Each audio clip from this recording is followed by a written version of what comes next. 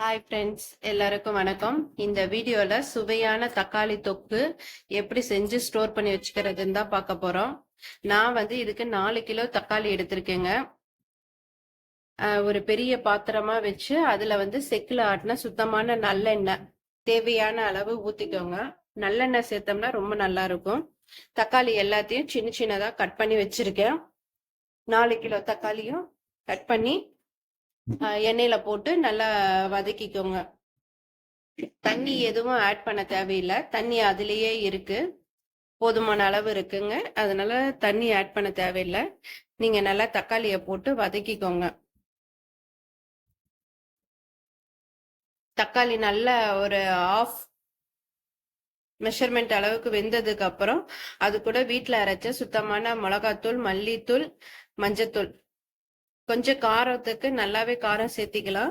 நல்லெண்ணெய் ஊத்துறதுனால காரம் அவ்வளோக்கா எடுக்காது. நல்லா இது போல வதங்கினதுக்கு அப்புறம் தனியா எடுத்து வச்சிருங்க. கொஞ்சம் ஆறட்டும்.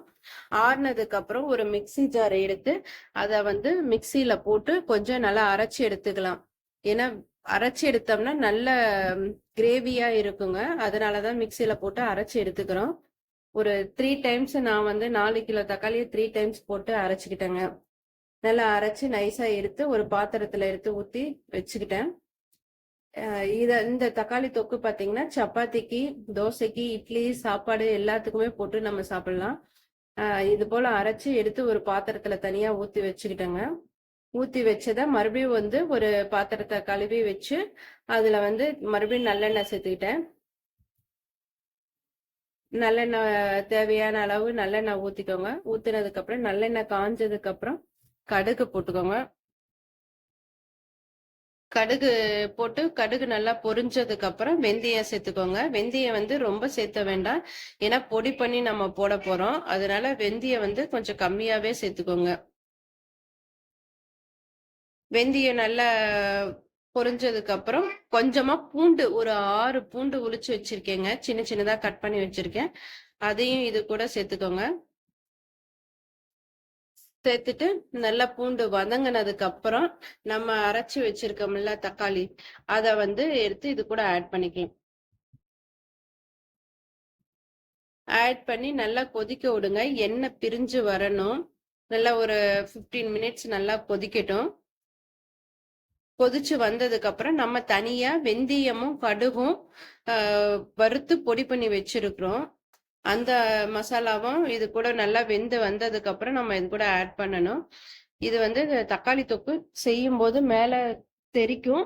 அதனால கிச்சன்ல வச்சு செய்யறத விட தனியா வெளியில எங்கேயாச்சும் வச்சு செய்யறதா நல்லது.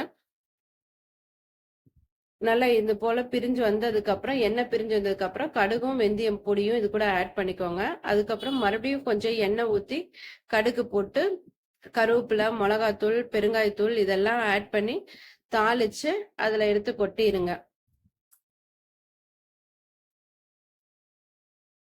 நம்ம செஞ்சு வச்சிருக்க தக்காளி தொக்குல இது எல்லாத்தையும் எடுத்து கொட்டிட்டீங்கன்னா இத ஃப்ரிட்ஜில் வச்சுக்கோங்க. ஃப்ரிட்ஜில் வச்சுக்கிட்டீங்கன்னா ஒரு 3 மந்த்துக்கு கெட்டு போகாம இருக்கும். ஈரம் மட்டும் படவே கூடாது. நல்லா ஸ்டோர் பண்ணி வச்சுக்கலாம். நம்மளுக்கு ஒரு எமர்ஜென்சிக்கு இது உதவும். சட்னி அரைக்க முடியல அப்படின்னும் போது நம்ம இந்த தக்காளி தொக்கை போட்டு சாப்பிட்டுக்கலாம். இட்லி, தோசை, சப்பாத்தி எதுக்கா இருந்தாலும் நல்லா இருக்கும். வீடியோ பிடிச்சிருந்தா லைக் பண்ணுங்க, சப்ஸ்கிரைப் பண்ணுங்க.